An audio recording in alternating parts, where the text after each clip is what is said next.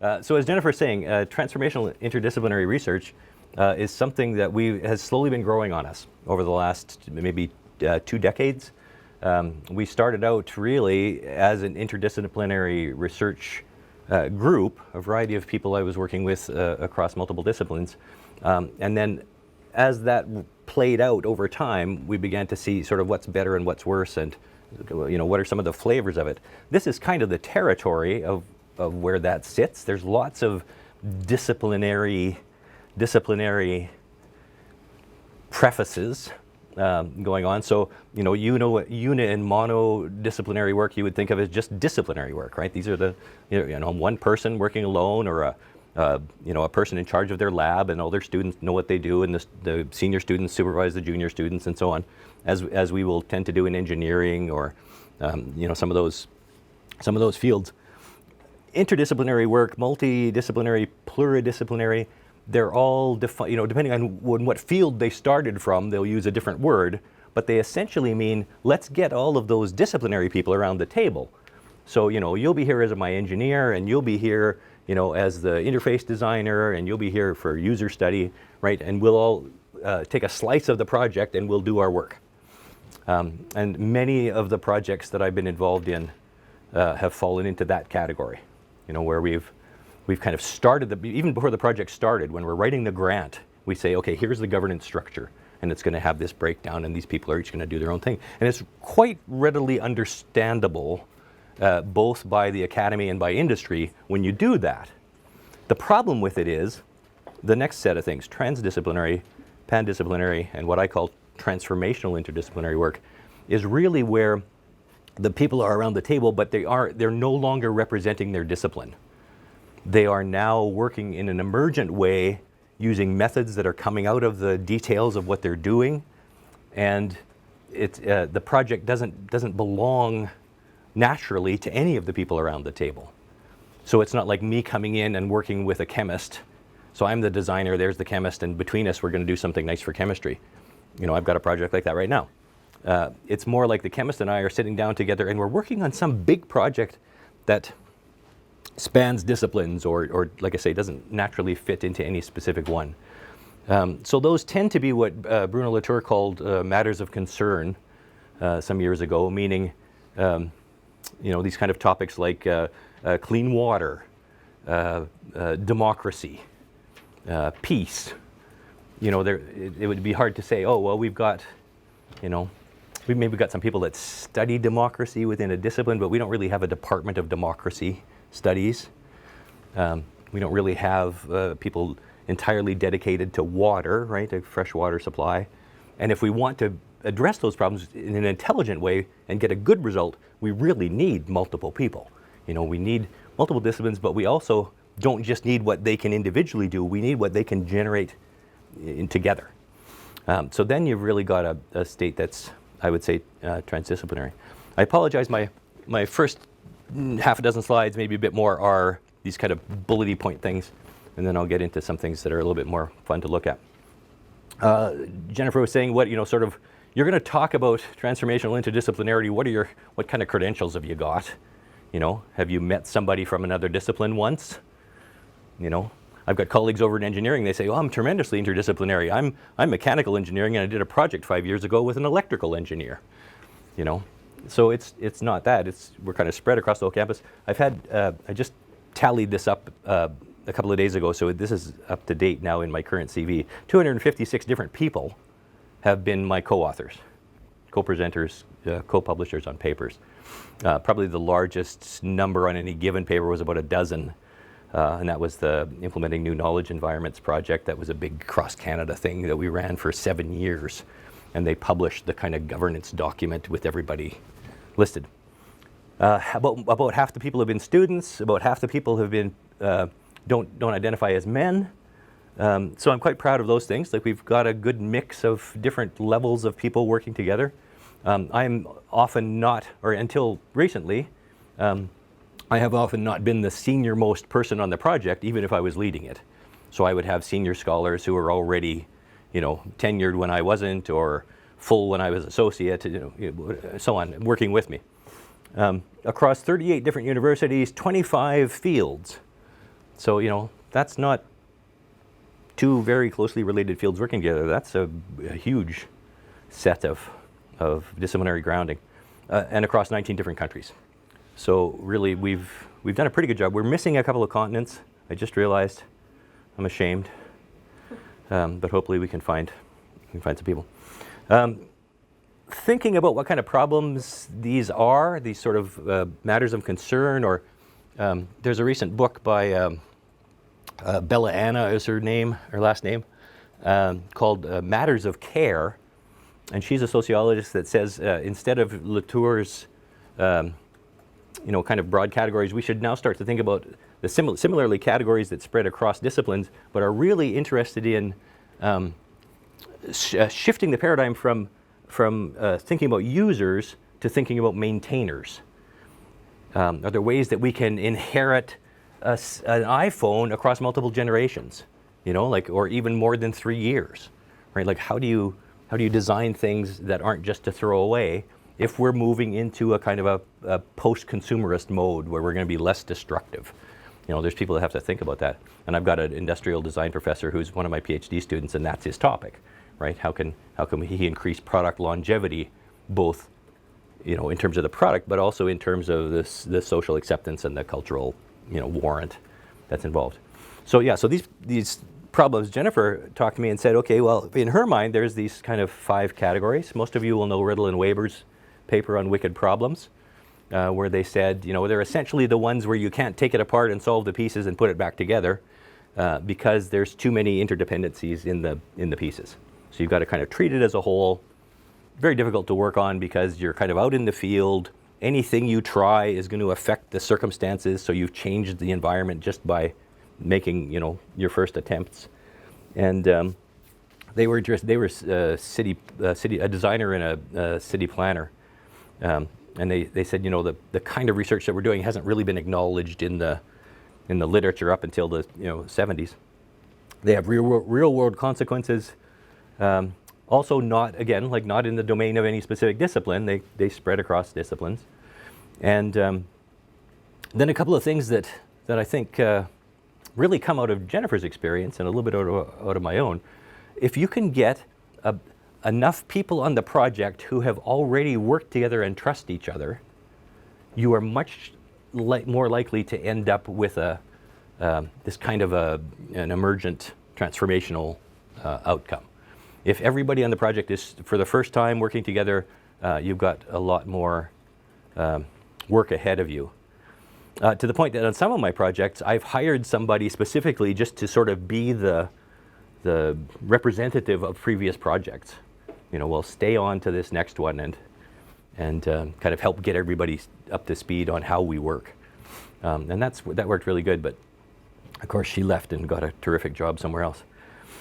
And then finally, history of successful collaboration. So not only have they been trusting each other and working together, but they've also produced outcomes in the sort of design sense. We've got systems or designs or objects or experiences, all those things that designers make. And we've also achieved kind of the academic hallmarks, right? So we've got publications and presentations. And one of the things that we tend to do on these projects is we say, if you're on the team and you have made a significant intellectual contribution to the project, then you're a co-author. It doesn't matter whether you're paid or not. It doesn't matter how senior you are or not. You can even be, like on some of Melena's projects, not even in the academy. It doesn't matter. You made a significant intellectual contribution. You are included. And it doesn't always signify who's the lead author. Doesn't always correspond to who did the writing. So I've written papers where someone else was the lead author. Partly because they had done the bulk of the intellectual work and I just did the writing, and partly because they were at a moment in their career and we were publishing somewhere that would be really important to them and completely irrelevant to me. So it just made logical sense, right, that person would become the lead. So if you think about sort of the normal behavior in the academy, we don't tend to get that, right? There's all sorts of things that people are trying to do to reduce the number of authors or make themselves the prominent one or those kinds of things. But we tend to produce enough that it just doesn't become an issue. So, as she says, I've got a CV that's far exceeds the combined CV of everyone else in my department. There were a group of people. I had transdisciplinarity down as one of the kinds of things that I think are like this transformational model. In 1994, there were a group of international scholars got together and produced a transdisciplinary charter. So they've got quite a nice list of the various things that are involved. Some of them I never would have thought of, like we won't allow any operational definition of the human. What's that about? You know, they felt it was imperative that you not go about attempting to define things when any definition would diminish the thing that you were trying to define. So they do that with human, and they do it with a couple other core concepts. What else we got here? Yeah, no reducing reality, no reducing humans. What they're talking about is not mastery of multiple disciplines. So I have a senior colleague in London, Willard McCarty, who has told me, well, you in yourself are a multidisciplinary researcher, because I've got, you know, degrees from the three of the 5 parts of campus. And, you know, these guys would reject that. They'd say that's not the important part. And I would tend to agree. I mean, it gives me some fluency, but it doesn't, and for one thing, I don't want to work alone. That's ridiculous. I can't do as much and I can't do it as well. Unification of meanings across and beyond different disciplines. So that's an important one, because we're going into an area, again, where you can't expect any discipline to have kind of tackled it and mastered it, right? We're working in territories that aren't like that. More than science, multi-referential, not a new religion. I would have never thought of saying that, but apparently it was important to these people in '94. Human beings, both national and transnational, an open attitude towards religion. So there's probably somebody in religious studies on this committee, is what I'm thinking. No culture privilege over another. Reconsider the role of intuition, imagination, sensibility, and embodiment.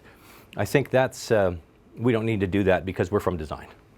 Those are core activities for us anyway. We are always considering those things. The 5 human factors, you know, include those and a few others.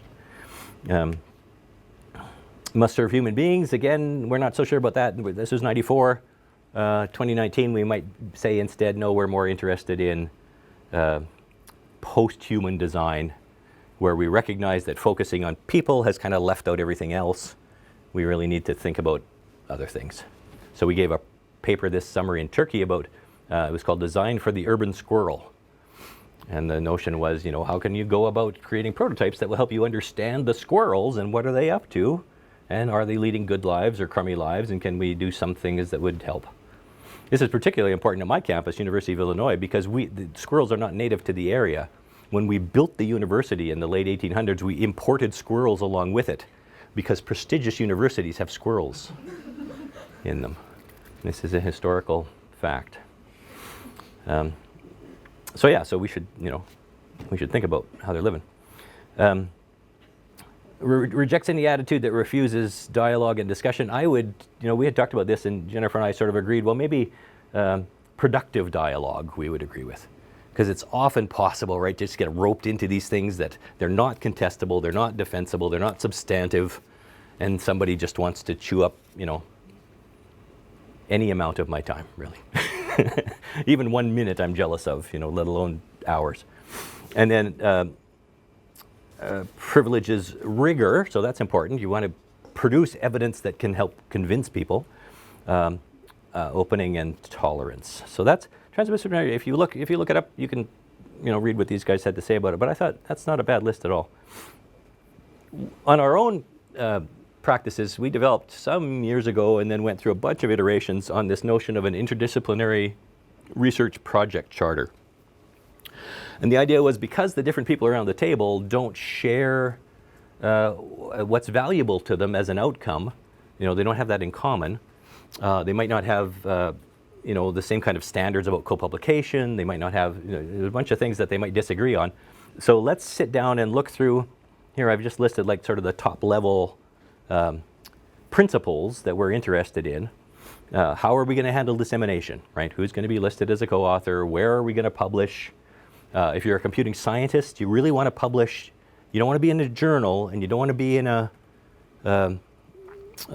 book. Book is the worst. Journal's pretty bad. You want to be in a conference proceedings, because that's where the action is happening in computer science. If you're in the English department, the book is the most important. Journal, pretty good, and conference proceedings, they don't even count, like they're garbage. If you're in the fine arts, you need gallery shows. You're rated on how many times you've been on display. It has nothing to do with publication. So all of these things need to be accounted for. So one of the things we say is, well, let's try to make sure that everybody is getting, the coin of the realm from where they're from, even though they're doing this interdisciplinary work. How are we going to handle deadlines? If people, we always say the vagaries of life get in the way. Somebody gets sick, or their kids are doing something, or who knows what's happening. So they miss meetings, or they miss a deadline. Like what happens? Well, think about that and set it out right at the beginning. I usually put these on the table probably the second or third meeting of the team. So we've kind of got to know each other a little bit, and then we're going to sit down and kind of look through this document and say, okay, here's, cross this one out, reword this one. For us, it's going to be this. Future phases of the project, are all the people around the table going to be, what's going to happen to them when we do the next grant or the next version of this project? One of the things we found early on was the computer scientists and the designers they didn't want to give us the source code, and they didn't want to give us the raw design files. And what we finally figured out what they were doing was protecting the possibility that they could be on the next project. Because if they'd given those things away, then anybody could pick it up, right, from where they were. So the way we solved it was we said, okay, in our project charter, you have right of first refusal going forward. So if you've been on the project, and we need someone like you to do, the work that you've been doing, we'll ask you first. And that way, suddenly, all the source files and design files started to show up. So, that was the problem, and that was the solution. Professional dignity, this is a tricky one, because in some fields, professional dignity is not very well grounded. We have a thing called the PhD list in design, and you have never seen a more foul collection of, I want to cite the guy from Star Wars, like it's just a hive of villainy. The way they talk to each other, like it's completely unprofessional. So to get some of those people onto the team, we really have to say, now, no swearing at each other. Like it's not professional to use ad hominem attacks. Like we're adults trying to work together on this project. Like take that somewhere else. Whereas, of course, some disciplines are they're civilized. So you got to cover that off. Like, how are you going to deal with each other? What's going to be considered an appropriate dialogue? And similarly, goodwill. So the idea is, well, we're not in here to, like this is my territory and not yours. We're not interested in that. We're interested in a sum of the parts that's greater. Like we want a whole that exceeds what we could be doing individually, and that requires an attitude of goodwill. So it's that you kind of demonstrate it in little things, who gets coffee, for instance? Oh, I could use a coffee. Well, do I say, oh, would you like a coffee? I'll bring one for you. Or you're going to get one, you just bring one for me. Like, how do we handle that, right? Well, I could never get the coffee because I'm an old, fat, rich, white guy. I've got all the privilege. Somebody else brings my coffee. Well, that's not goodwill, right? I've got to reconsider some of those kinds of things. So we actually published this, I don't know, 10 years ago, 20 years ago, some years ago, for the computing science community. Now, this is something that Jennifer referred to, and I think it's part of the reason why you need things like that project charter, and you need things like the discussion of how the university is different, how the different parts of the university approach things. So we've identified 5, you could call them epistemological modes, if you're interested in that. How do we understand the world? How do we produce knowledge? So modes of knowledge production, or you could say modes of research. So the first one, often used by the sciences, we say, okay, I've got two theories about what's going on here. I'm trying to create a model. A theory is a type of a model that has predictive value. So I've got two of those. I set up an experiment that's going to help me decide, and then I can move A forward and move B back, and so on. I throw away theories as I go, and eventually, I figure I've got a pretty good model of what's going on. I can predict behavior. So that's largely done in the sciences. Any of the fields where any of these modes are primary, people also use the other modes, but they're in the minority. So aggregative is the next mode. That's from the humanities. What they're doing is they have an object of study. Could be a book, a historical document, object, whatever it might be. And their way of working with it is to adopt a lens, a theoretical or a critical lens that they can identify that is part of a body of critical lenses, and say, I'm going to now apply that to this object of study, and then we're going to know more about it. So I'm going to look at my phone, and I'm going to look at it first as a feminist, as an intersectional feminist. Or I'm going to look at it as a post-colonialist. So as a feminist, I look at it and I say, well, that's a pretty masculine technology. It's thin, it's heavy, it's hard. It's got all of the hallmarks of masculine technology. What would a feminist version look like?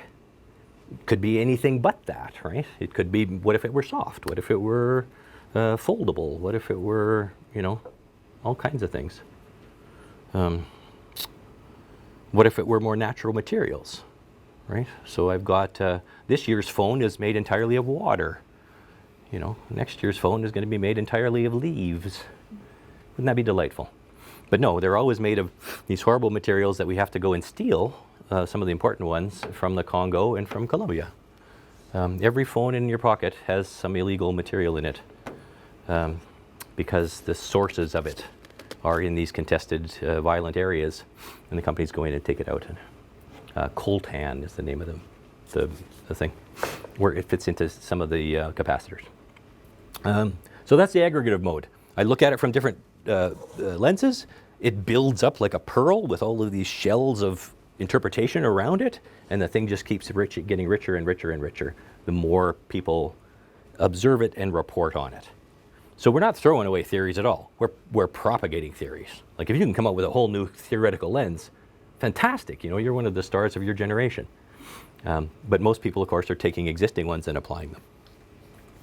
Discovery mode, we just recently included this one, and it's for those things like, I had a colleague in anthropology who reported on a peace treaty that was signed in northern Canada. Two villages had been fighting with each other for 3 generations. And there was, 15 people in this one and 25 in this one, but they said, okay, we're going to stop. So they got on their snowmobiles and they met at some place in the middle and had, a few drinks, and then wrote up and signed a peace treaty, saying, okay, that's enough shooting at each other or whatever it was that they were doing. So my colleague was there and witnessed that. Well, it doesn't really fall into any other mode, right? Or the people that are down in, the jungle and they're identifying new insects or new plants, or, they're sort of, I call it discovery mode. It could be, observation mode or something too, but it's really about that, I've got some raw data that no one's ever had before. I've seen the thing that that no one else has seen. In some respects, the Hadron Collider, they're trying to be the first to see this particle. Okay, that's actually this discovery mode research. Exploratory expressive, I would say, is the fine arts mode of things. You're not essentially doing a bunch of homework to show that what you're doing is new. What you're doing instead is entering into a medium and exploring it in such a way that you end up with something that produces a subjective experience for the people that are going to interact with your art. So you kind of want them to get something out of it, right? That's the subjective experience part. And that is a kind of knowledge, and the fine artists will argue very strongly, yeah, we're researchers, and this is our outcome.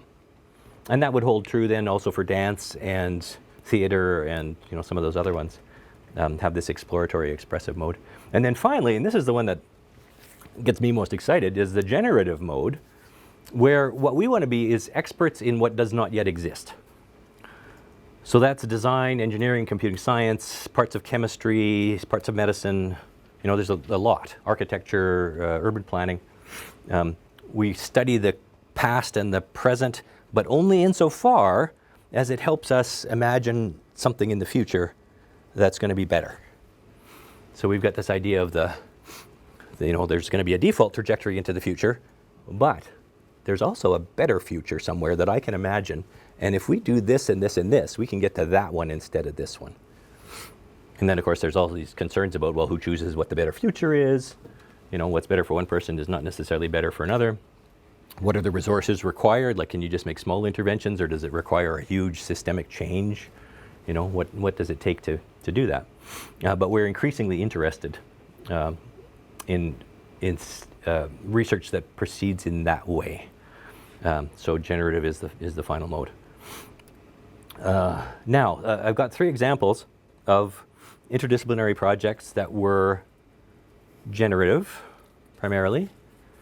And that's what they are. The Canadian Health Information System, we did some design in Alberta. And then the 2 Colombian projects that we've done over the last couple of years. You'll remember there was a peace treaty signed in 2016 between the communist guerrillas in Colombia and the federal government there, where the guerrillas said, okay, we will unilaterally disarm. We will put down our weapons. There's 5 armies in the jungle, so one of them is going to put down their weapons and the others aren't. So first of all, wow, like imagine that. But they did it, signed up, did this thing. The government allocated some land, 23 little locations to do, they called them temporary zones of peace and reconciliation, where they could live for a little while they kind of figured out how to merge back into society. So we have been doing some projects down there. So I'll get into those in a minute. Let's start with this one. So Canadian Health Information. So we got library and information studies. We've got a visual communication designer, more than one computing scientist.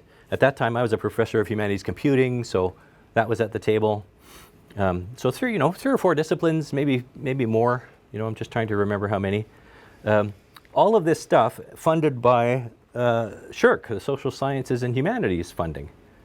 So really, it could have been anything. It could have been funded by health, the health, NEH, could have been funded by NSERC, could have been industry. And then the data that we were using came from drugs.com, which is a US site that donated all of their images and metadata for us to work on. And we came out with, 2 or 3 sorts of experimental interface designs that were intended to kind of give us some something to put on the table with people that we could interview and observe and kind of figure out how they would respond to what we were doing.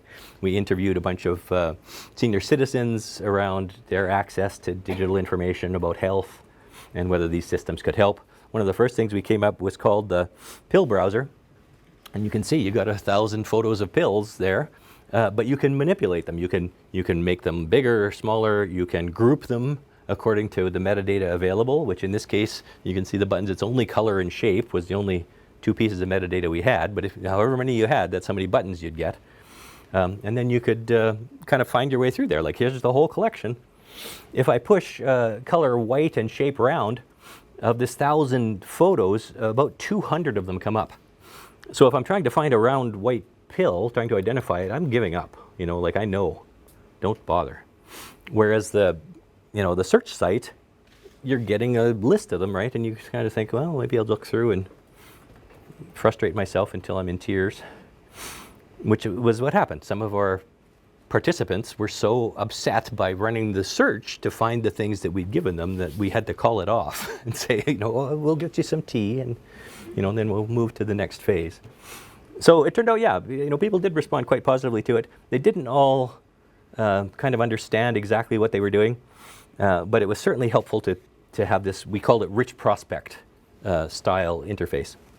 We also did this thing around how do you keep your health information and your family's health information in a way that is kind of more accessible than just a spreadsheet or things people would write on the fridge or whatever. So we produced these sort of avatars, and you can see you can get more abstract if you go to the left, or more realistic if you go to the right. So you could kind of slide along and decide, well, I want a pretty realistic looking person, and I want a woman, or I want a giant lizard, with the tail and big ears, or whatever it might be. And then you could go to the doctor and say, oh, I've got a pain in my left horn, and then you add that to the information in the site. And there it is, sort of embedded in a larger system around, who's got what pills and who's doing what. And this is the main person now, and then you can see the rest of the family is sort of just off his line of sight. There's four other people, so you could kind of pick your way through. So what do you say about this outcome, right? It's pretty good. Like I was happy with it. We published some papers. But it really is an instance where it's interdisciplinary. We didn't kind of manage to work together on everything, right? We had a designer who was off working on the little characters, and we had some graduates, PhD students in library studies who were off doing the interviews, and we had, that kind of a division of labor. As opposed to this next one, so this is Las Colinas in Guevara, and you can see here again, we got a ridiculous group of people: architects, physicists, mechanical engineering, me, military strategy. So that's the leader of the FARC. And this funding for this one came through the Norwegian Refugee Council. So completely different. I'd never even heard of the Norwegian Refugee Council. So that was fantastic. Here's how it looks. You can see there's Colombia, 32 provinces, they call them departments.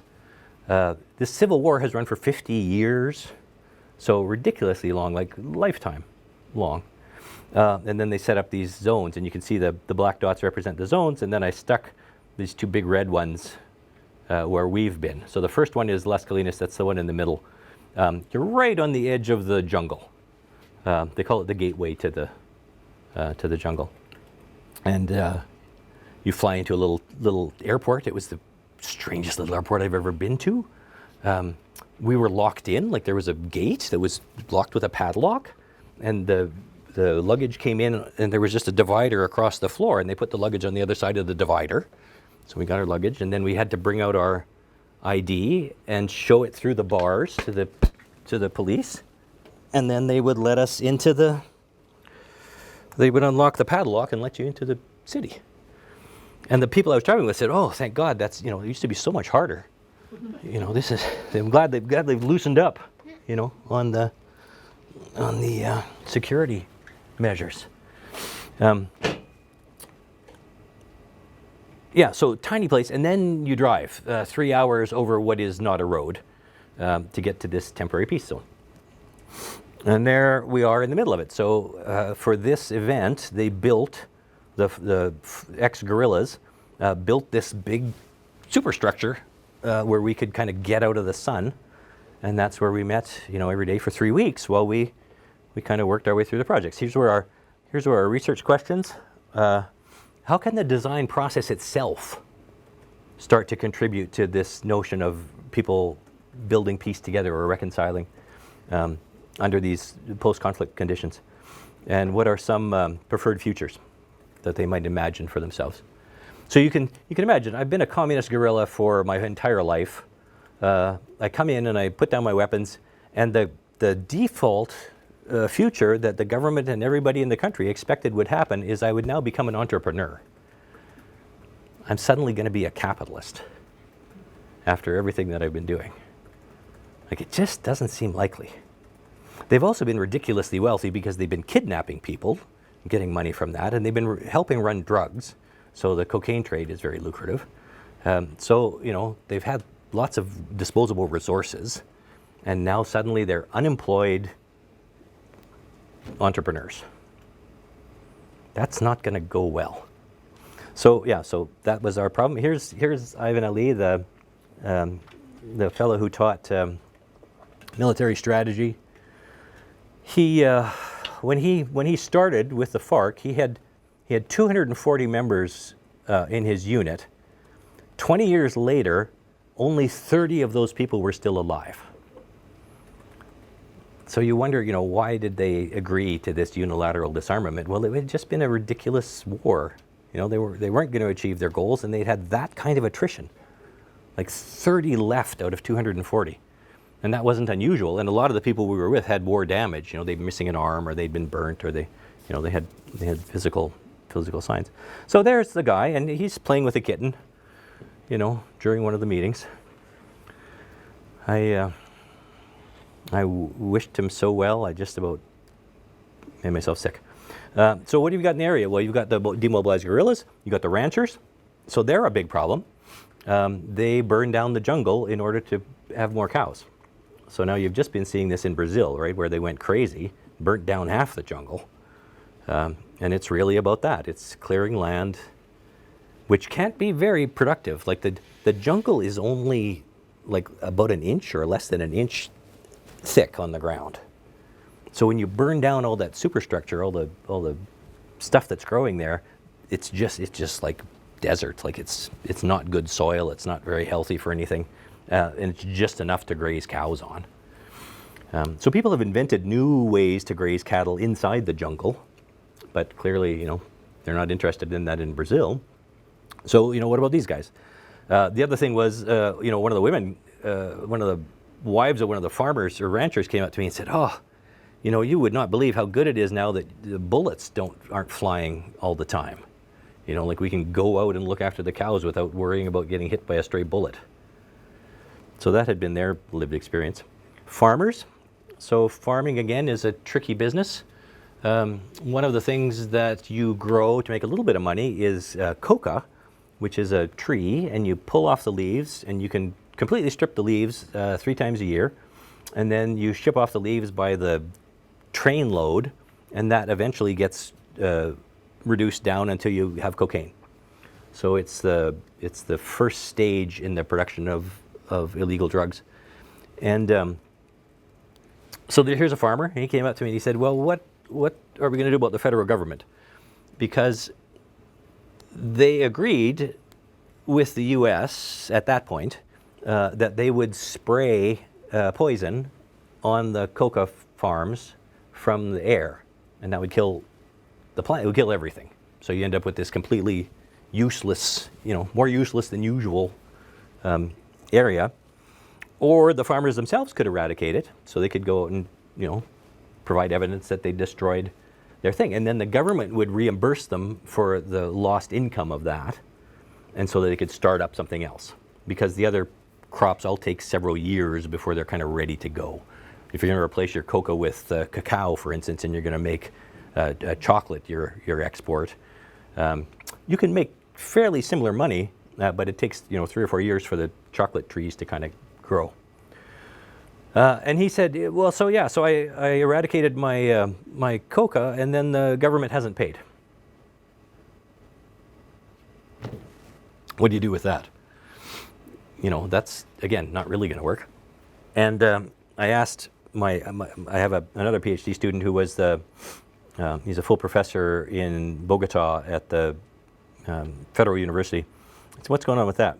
He said, "Well, when the government made this promise, a bunch of people went out and planted coca plants, so then they could eradicate them and get the bonus."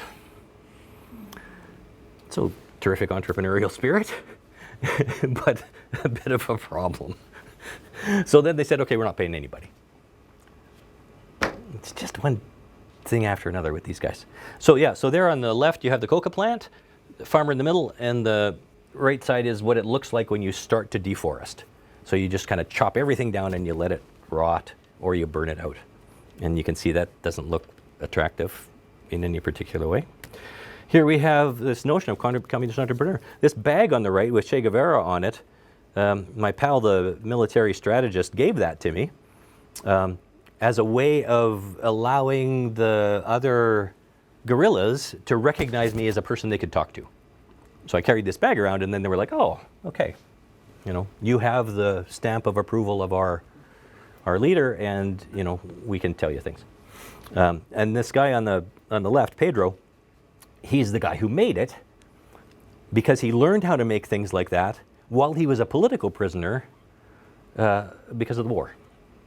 So he'd been captured, thrown in jail, learned how to make these things, and then as a, snook to the jailers, made Che Guevara once. But you can see, like, he's not going to make a living at that. How many of those can you produce? Like, it's impossible. So then we got into this whole discussion, profit versus benefit. Because as designers, we're used to working for profit. We want the companies that we're dealing with to have a new product or service. They're going to take what we design, mass produce it, sell it. And first of all, you're in the middle of the jungle. So, you're 3 hours on a goat trail from the nearest town. There is no transportation. The best you've got is like the back of a guy on a motorcycle.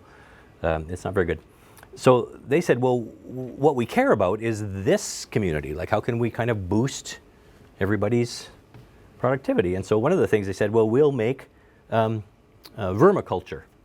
So we'll take all of this leftover vegetable material, and the worms will eat it, right? And then this will turn into compost, and then we'll take that compost and we'll use it to replenish the poisoned soil that people were using to kill the thing.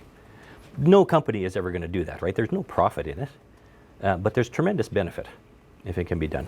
So then we started to think about, okay, are there strategies that we could use that would do that, would sort of produce benefit without damage to the jungle, and could be done, without the necessity of an international market.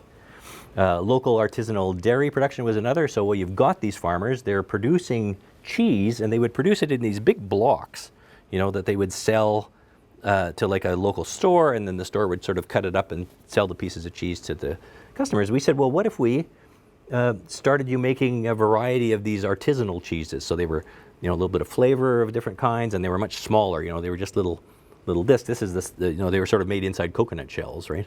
It gives you that size. And these in particular are coca cheese. Those green leaves are the coca leaves.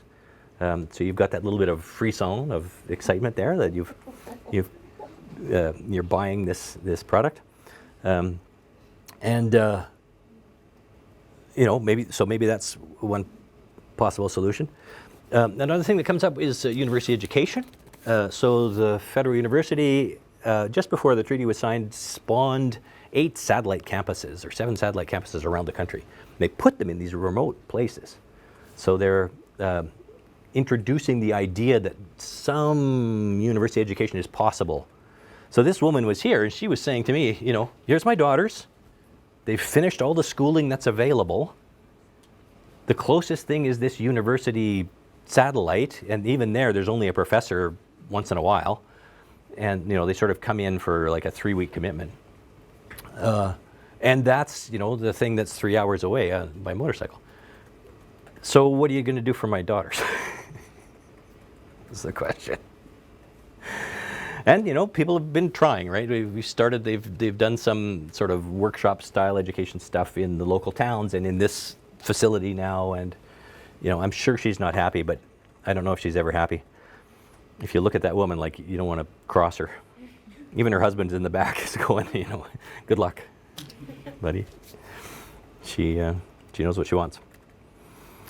And this is the last thing I want to say about the work in Guevara. When we talk about sustainability all the time in North America, we say, oh, we're committed to these ideals, environmental things, and so on. This is the food that we were eating. So we had, various plates of food and soups and things. And it was all provided by the women of the FARC. We hired them, and they prepared food for all of us. And the principle that they work on, you're all eating together, like in a big, commissary kind of a place. The meals are at a specific time. And if you've finished with your food and there's some food left over, you just offer it to the people around you. Would you like the rest of my dinner? Or I might even just say, oh, can I have the rest of your dinner? And that seems, okay, well, I could see that. Until you think about it. Like, imagine we take a break here and everybody goes out and gets a muffin. And you've eaten some of the muffin. And then you say, oh, would you like the rest of my muffin? It's kind of outside the bounds of our discourse, even if we're thinking of ourselves as sustainable people. I mean, maybe not. Maybe we're good at this now. Certainly it's become just a regular part of my life to hand food around and, ask people, oh, are you done with that? I'll eat it. But this was a kind of a paradigmatic moment for me around the commitment to sustainability. Well, don't throw food away. That's just crazy. Okay, so now the next one. So that one, again, sort of 3 weeks, middle of the country. Now we're up, if you remember, on the sort of Pacific coast. We're a little bit up from Ecuador and right on the water. Again, a big, nice collection of people. We've got a couple of engineers. Here we had a music professor, Juan Chaparro. So some of the things that we did involved making new instruments, playing. There was constant music from, we got up for breakfast at 7. We went to bed about 10. The music started at about 7:30 and ended at about 2. So all day, every day, those musicians were just performing. Poor Milena almost went mad because, that's more music than we're used to. And certainly live music. Delightful. This one again funded by Shirk, who said, yeah, we're going to treat this as knowledge creation through partnership. Thank you, Jennifer and Milena, for arranging that. So here's the group in Tamaco. It's got about 100 people. This time we don't have many soldiers. The demobilized guerrillas in this area have been, they've all left. So there's only very few left, and the ones that are left are surrounded. Their roads have been cut off by one of the 5 armies, one of the 4 armies. They're they call them the paramilitary. They're the government military is on the far right. The paramilitary is further than that. They're essentially a group of vigilantes who've armed themselves to murder the communists. So they've closed off that. So we couldn't get in there, right? The roads are closed and the fighting continued. So we more or less stuck to the city. Same research questions. Interesting thing about this area, I don't know if you can see that, but the temperature, 29, high of 29, low of 22, high of 29, low of 22, cloudy, high of 29, low of 22. Every day is the same day. You could map out 365 days and they would all be that. So you normally think, well, there's going to be like a rainy season or there's going to be like different somethings. And they said, no, this is it. Every day is the same day because you're in that part of the equatorial region. So that's something to think about. I'm from Western Canada. So we have ridiculous variation in, from 40 above to 40 below. Hard to wrap my head around this. What we brought along to this project was now, what did we learn at the previous one? Well, the previous one had been a series of these sort of design for local products and ideas like artisanal cheeses, how to roast chocolate beans, all that kind of stuff. And I came down to do a workshop on this notion of kind of design as envisioning a better future. So I worked with people for an afternoon, and then I was, kind of around doing mostly unstructured interviewing with the people. In this one, we said, okay, let's extend that. So we took this model, which is Juan de la Rosa's work, where he says, if you want to understand the future, prototype something, but don't prototype one thing, prototype a cluster. Make a displaced set of prototypes to try to help you understand an area. And we're currently doing this with the MFA students down in Illinois, and we're having them do 5 prototypes per decade up to 50 years in the future. So they started 50 years in the past, kind of identifying products and services that represented a value system. And they do that every decade. And then, okay, what value system do you want 50 years out? What kind of products and services are you going to need to get there? So they've just started, I'm not there today as they start the prototyping. So I'll be very interested to see what they start to produce in that. So that's that far end there, right? You've got kind of multiple things. And if you think of it like a Gaussian blur, if you're a designer, right, and you want to sharpen an image, one way to do it is you take the existing image, blur it, and then superimpose it over the original. And that superposition sharpens the edges. They call it Gaussian blurring. So that's the sort of metaphor he had in mind for thinking about how to do prototyping. So we did that then over the course of 5 afternoons. We really, had almost a second stream running throughout the workshop, all around this notion of envisioning the future. There's the tools that we brought. All these tools provided by our funding, so that was wonderful. There I am. I'm screen printing myself a T-shirt. I don't know if we have any pictures of the T-shirt. It's got 3 fish on it, swimming around, because the origin story of the city was there's 3 big fish came and swam to shore and stopped, and that became the islands that the city's built on. So we wore the symbol of the area. There's one of my graduate students stirring up what I call garbage ink. She's really making dyes from spices. So this was kind of some of the more organic kinds of things that we were doing that we hadn't done the previous time, right? The previous time had been mostly sort of mechanical, hard materials, construction kinds of things. And because we were now coming from the Q Lab, Jennifer and Milena had sat down with the team, who's largely physicists down at UNAL, and said, well, let's think about, extending the thing so it's more welcoming and has this greater opportunity. So this is an instance of this idea of all the disciplines kind of coming together and emerging with something that's different than what had been happening before. Here they're making little robots. These are little shells from local fruit, and you put a motor in there and then the thing kind of bounces around the table. So that's a little toy for children.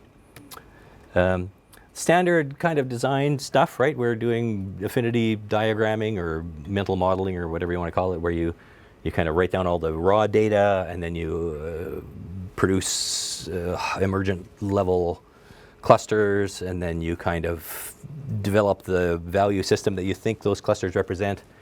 So that's standard design stuff.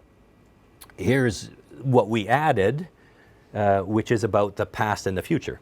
So the stuff on the left, the 14 areas on the left, are the sort of value system of the present, where they think, well, we'd like to carry those values into the future. The ones on the right that you can't really see, there's 5 models of the future that the people produced. This would be a better future. This would be a better future. We've got 5 of those, and then you can see, well, we hooked up the left, the value system of today that they want to carry, and then where are those represented in the future? And we could see which ones weren't represented and which were. And then the back wall, the center of the thing, we had 100 people, more or less 50-50 in terms of men and women. Milena wanted to run an experiment and say, I'm not entirely sure whether the women spoke up and really talked about what was important to them in that context of everybody. So I'm going to run a session with just the women. And they gave her a standing ovation. They just loved that idea that there was going to be this thing just for women. And of course they got there and then they immediately fought and yelled and did all kinds of stuff. But they also produced the cluster of 9 values that represented the women's issues across that back panel. And you can see in this line there's one white string that connects one of the women's issues to the other issues and to the future. So those are, that convinced me pretty strongly that even though they're there, they hadn't felt empowered to say what their concerns were, to have their value system represented in the larger group one. It wasn't until they were separated that they felt they had that ability. So now we're interested in the next stage of this. Well, who else needs to be represented that way, right? Should we do it by self-identification of race? Should we do it by age? Should we do it, do we have people just volunteer, like, oh, I'm a member of this group, I'd like to be a thing? Or do we have the other people identify them? Like, those guys need to be a group? Who knows? Race is a very different thing in Colombia than it is in US or Canada. They often say, we're colorblind in Colombia, meaning that there's been enough, nobody can say, oh, I'm white or I'm black or I'm, like everybody is some percentage of everything. But there are still groups who will say, yes, we are African, we are Afro-Colombian.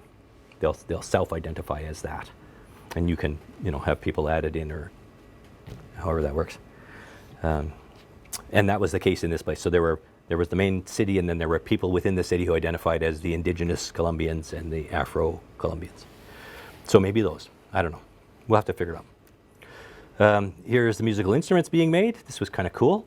They took garbage, like plastic bottles, sealed them, stuck a bike valve, glued a bike valve through the lid, and then you could drum on the things like a marimba, and depending how much air you pushed into or let out, you could tune it. So they had this lovely little garbage plastic bottle marimba, and at the end of the thing, when we did our display, they took it out and played it for everybody. Yeah, played my little plastic bottle thing. And then they would teach, the kids how to make these kind of things too. Here's a model of a school. What would an ideal school look like for teaching math? And they had some great things. They had whiteboards that were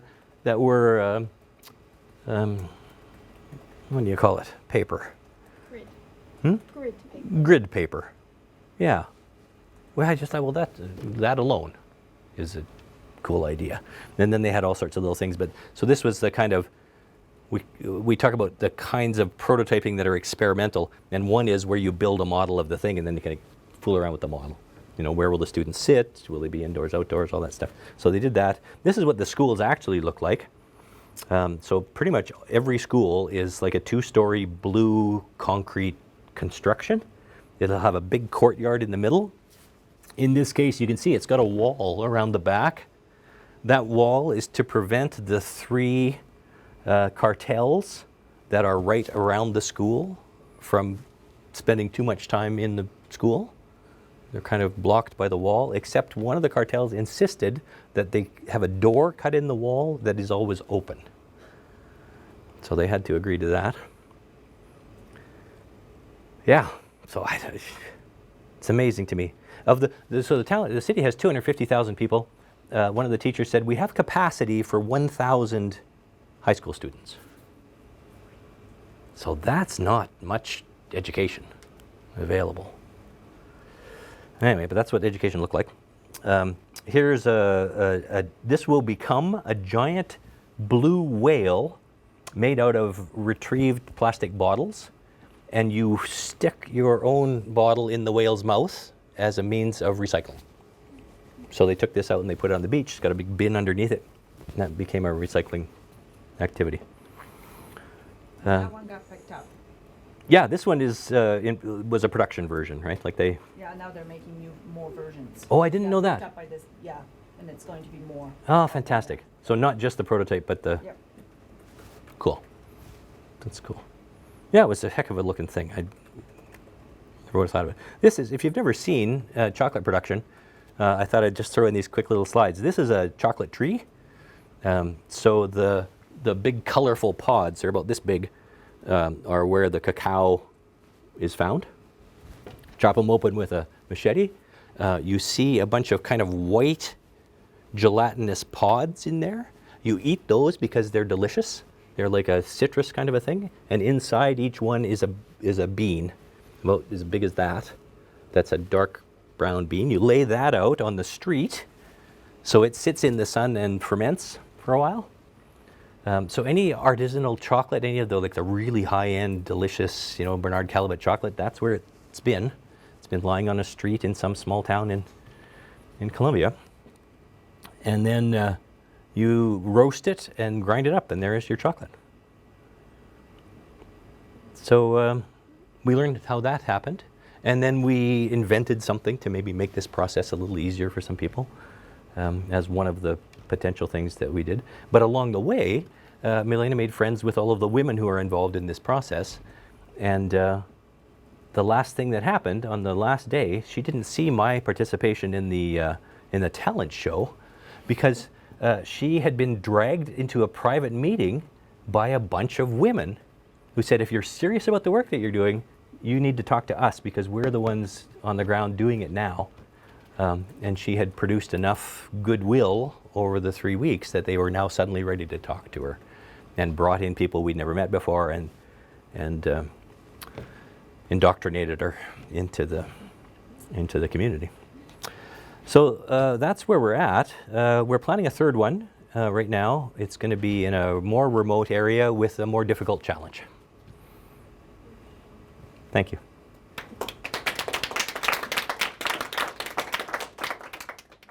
I had, as my first ever postdoc, a very prominent book historian. And when he got his job, his dean said to him, "Okay, that's it now. Knock it off with the interdisciplinarity. I only want single-authored publications." And because he was untenured, he said, "Okay," and we haven't seen him since. And he's now been tenured for 10 years. So, you know, once you step away, it's kind of hard to get back. But, you know, there's a very clear incident. And I talked to his dean personally, and so did the project leader met with him to just say, you know, what are you talking about? And he wouldn't back down from that position.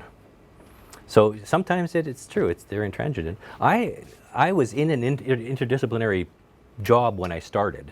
I was in the humanities computing graduate program. And so, yeah, I had no trouble at all. You know, nobody knew what I was doing or why. And so I had a chair that was willing to just kind of take it on faith that it was good. So they kind of fast-tracked me in the hope that they would get rid of me. And that worked. So the other thing I've done is, I think I was telling these guys, I tend to have every year 1 or 2 things that I sole author, either a paper or a presentation or something. So although and this is the one today. This is my one for this year. So you can sort of see how that works.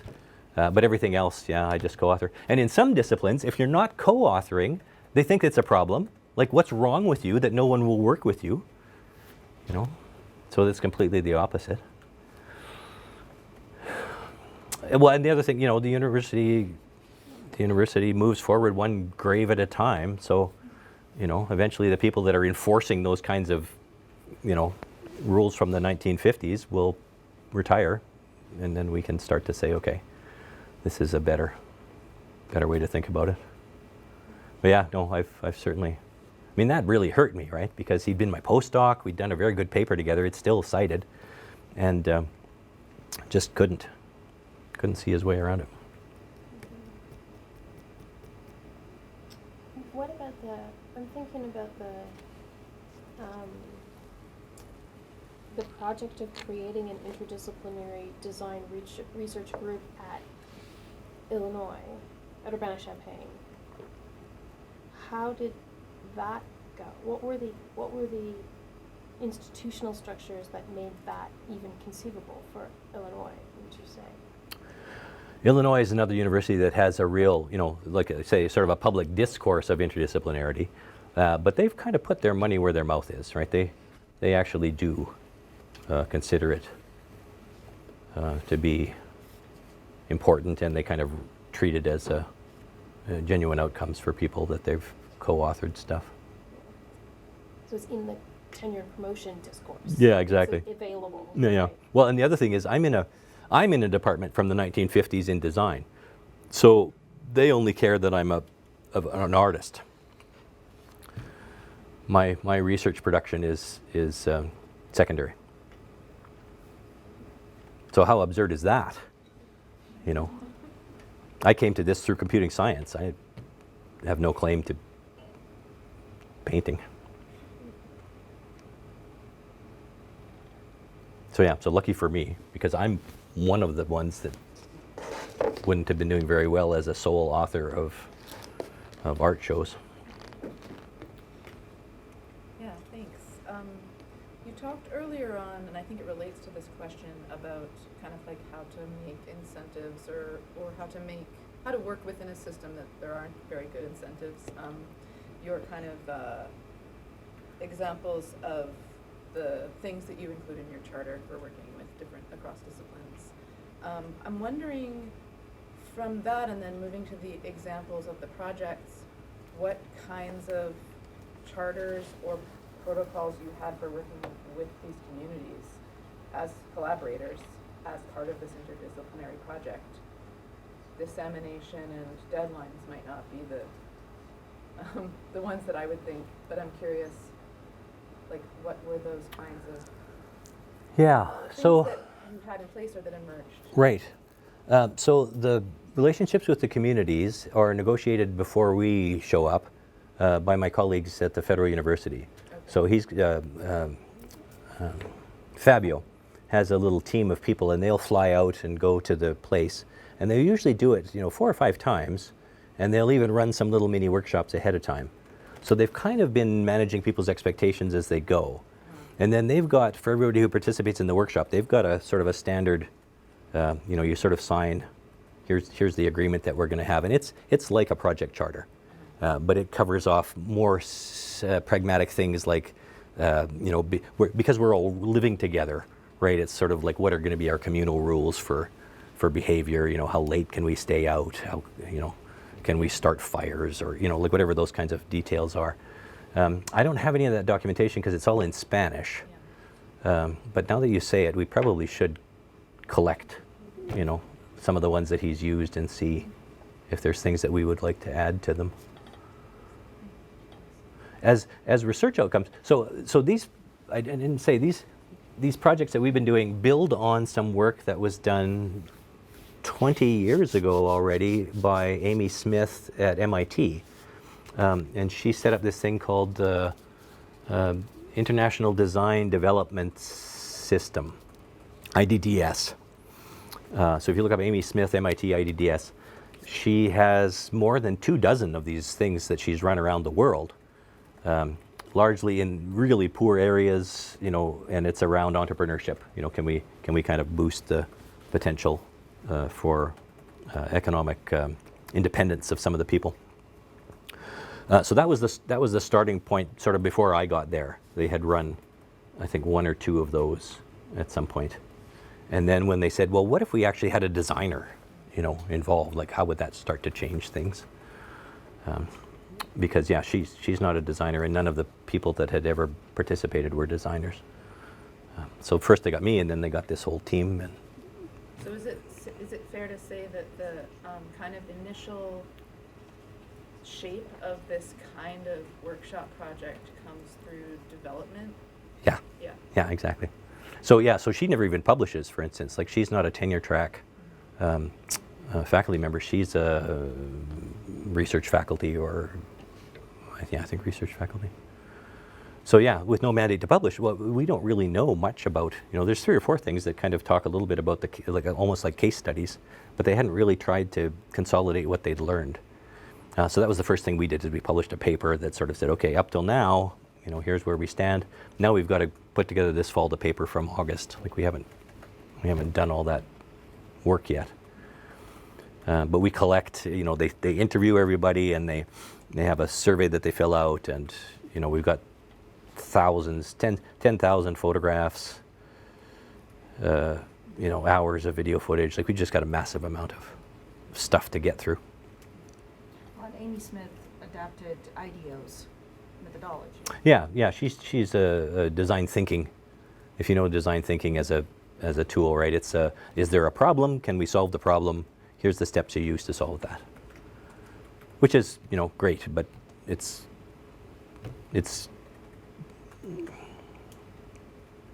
Product oriented. yeah, it's got too many constraints really for what we're interested in, and it's not a research methodology at all. Yeah, my early work was all done with projects.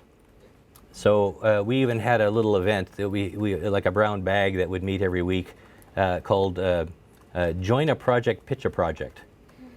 So other people could come and say, oh, I need some people, here's what we're doing. Or you could come and say, oh, I've got a project, who wants to talk to me about it? Laura's just totally on that right now. she's just putting it on the agenda. Yeah, and within a year, we had more projects. We were done. Like, we didn't have to run that anymore because everybody was just swamped with projects. Like, it worked really well. And then we kind of created a group. We called ourselves the Experimental Reading Workshop, right? And we did that for a few years. So that's one thing. I've heard a graduate student that worked with Susan Brown at one point make a talk about interdisciplinarity, and she was talking about charters because her project had picked up and written a charter. And she said the number one rule of interdisciplinarity is say yes. You know, start by saying yes. Don't hedge around about like, well, I'm not sure I fit, or, you know, what kind of work are we going to do? It's just like, I'm in, you know, and then with that generous gesture, you can kind of move on from there. And if it turns out you got to back out again, well, that's, you know, that's another problem. But you know, sort of look for opportunities and then take them, you know, and then do the negotiation. And especially if you've got things like these documents where you can kind of, you know, build on some of the things we've learned over time and say, all right, let's discuss this before it blows up in our face. You know, like the Interdisciplinary Project Charter, it's got those 5 principles, and then for each principle there's about 4 or 5 policies that kind of came out of them. So you're talking, you know, 20 or 25, and each one of those represents something that went wrong on one of our projects. And then we said, okay, now let's learn from that and never do that again. You know, so we went through 25. And then it kind of slowed down after that. We stopped having so many, you know, like, oh, well, 25, 20, who knows how many there were, but 25 seemed about, you know, I'm sure we'll find some more. Yeah, so those are my 2 or 3 things, right? What field are you in?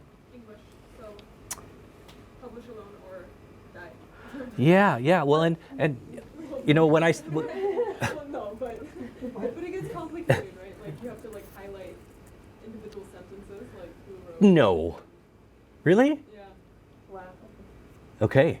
We've got it. So we've got a way of we've been working out trying to do the CVs and com arts that I will share with you. That is easier than highlighting sentences. But I feel certain your grad director will be on side. Like Fully certain Marcel. Yeah.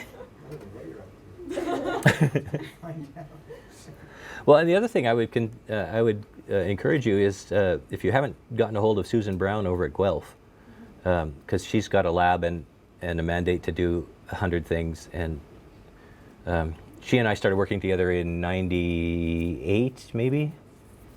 So what's that? 20 years ago. And you know, we've recently stopped because she's not so interested in the jungle. Yet. That's right. We just gave a talk for them at lunch today. Oh wow. So I'm hoping we can start to. Well, and what I didn't tell her, one of my PhD students is in informatics, so library studies, is interested in the information ecosystem in post-conflict zones. So, you know, they have lots of local knowledge that can be very internationally profitable. So do they kind of give that away internationally?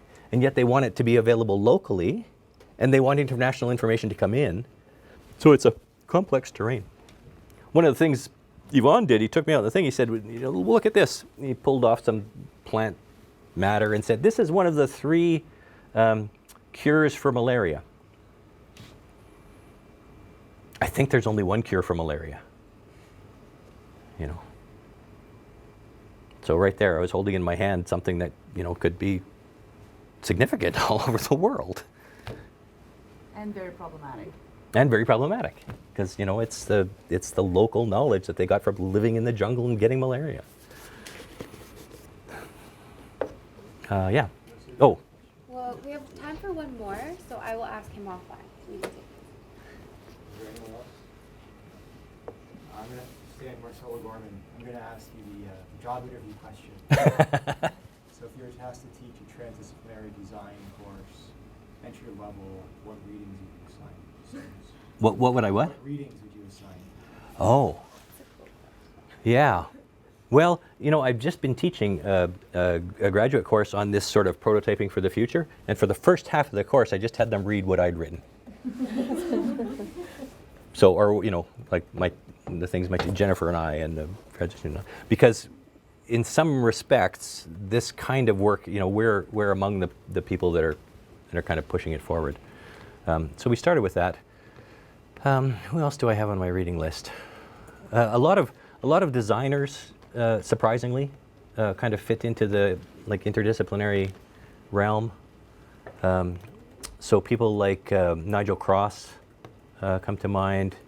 I always have my students read Herbert Simon because he had a vision of design that was bigger than what we've got today. And he was fundamentally concerned with how design and science overlap each other. So there's that. I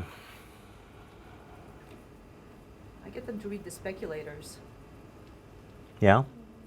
So there's Dunn and Raby, you know, the speculative everything. I don't, you know, maybe an excerpt is enough. Like I don't usually have them delve too deeply into that. Sometimes I have them read, and we'll discuss things like Kuhn, you know, the structure of scientific revolutions, because I really feel design, at least in its research aspect, is pre-paradigmatic. We don't have a good set of methods to teach this stuff, this kind of design research yet. So yeah, so we're kind of cobbling things together from different disciplines. I'm sure if you really want a reading list, I can also, I can dig one up, but that just off the top of my head, that's the thing. The one thing when I teach interdisciplinary design research, the way I do it is every student in the class has to come up with a project and come up with some research questions and form a team, and they're not allowed to have anyone else in the class on their team. So they really have to go out into the world and find people that can work with them on the project that they're doing. And that is so hard, I had one practically had a nervous breakdown. I finally had to say, okay, you can work alone if you really have to. Yeah. But yeah, most of them, they do pretty good. You get the job. Oh, thank you. I'd love to have it. Okay, I think that will close it off. Thank you so much Okay. for joining us. If you don't have plans next Thursday for Halloween, before trick-or-treating starts, we're having a Halloween party here. Starting at 1 o'clock, we're going to have a potluck and play some games. And then at 4 o'clock, be here because we're doing a multidisciplinary panel. We have interdisciplinary scholars talking about horror games. They're looking at Five Nights at Freddy's, and I am so excited. You should be too. See you there. Thank you. Horror games. Yeah.